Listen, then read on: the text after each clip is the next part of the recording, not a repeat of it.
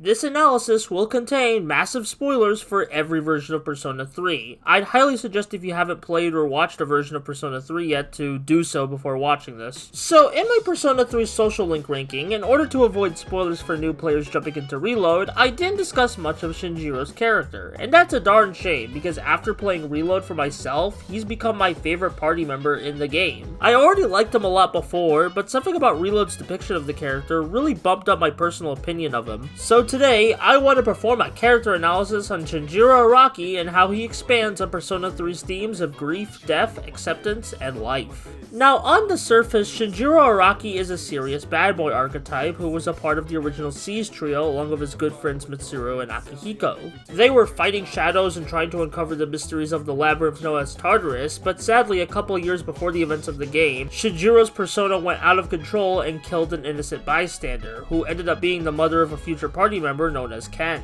After this tragic event, he started isolating himself from others, much like how the protagonist of Persona 3 is a loner at the beginning of the game. Shinjiro has been doing special drugs to suppress his persona's power, but it's also killing him on the inside, making for a gradual suicide. Shinjiro doesn't think he's worthy of love. Even when he acknowledges the protagonist's kindness, he believes that empathy should go towards something else, not a mess like him. This tragic mentality is even reflected in his all-out attack quote in Persona 3 Reload, saying, "Don't waste your breath." Shinjiro eventually joins back up with Seize, but only when he learns that Ken is joining the team, as he's seeking redemption for accidentally killing his mom, so he wants to help the kid out.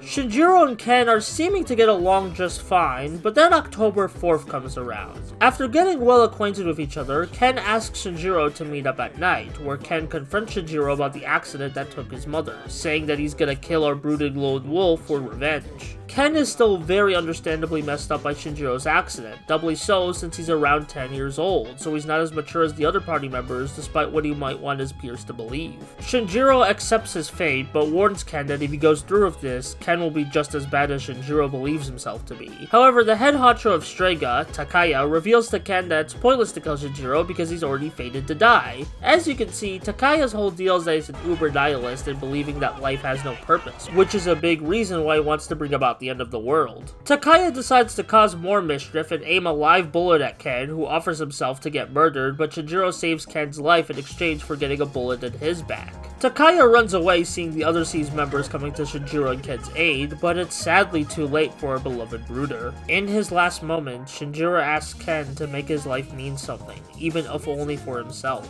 And with that, Shinjiro dies, leaving the whole team devastated. It takes a while for them to get back into exploring Tartarus, but they eventually find the resolve to continue, with this death even leading to the start of your main party members' personas evolving into stronger personas. Those are the common plot beats for Shinjiro in nearly every version of Persona 3, but now I want to focus on the additions Reload made to the character through the new social episodes. You see, in the original versions of Persona 3, your male party members didn't have social link like the girls or other side characters, so to compensate for this in the remake, they gave characters like Junpei and Akihiko new social episodes, and Shinjiro has one too.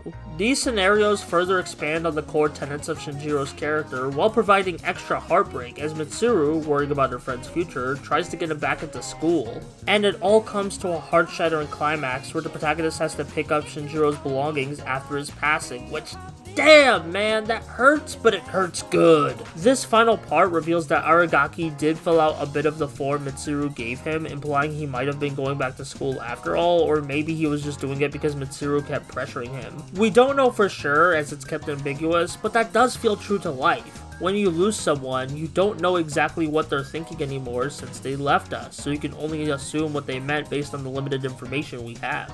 There's a very subtle yet powerful moment in the final battle of Persona 3 where, alongside your party members, you can hear Shinjiro cheering the protagonist on, which may seem corny to some, but it really got to me, as I saw the protagonist keeping his good pal's memory with him even through one of the most dramatic moments of his life. Much like the other party members and social link characters, Shinjiro impacted our protagonist even in a small way, so it's nice to see him remembered even if he's not with us anymore. Now, I want you to remember that the Persona games aren't meant to be 100%ed in one playthrough with the limited amount of time and days on the calendar you have to spend, which makes it more likely for a player to grow admiration for a character if they keep spending time with them, because that's valuable time they could be using for something else. Though unlike the other characters who are present throughout the whole game, Shinjiro has a limited time frame where he's in the story, so it makes the time you do choose to spend with him either in battle or hangouts more impactful to me. He's arguably one of the most in-your-face examples of the themes Persona 3 presents in death, grief, and living your life. All of these reasons, and a bit more, are why I love Shinjiro Arakagi.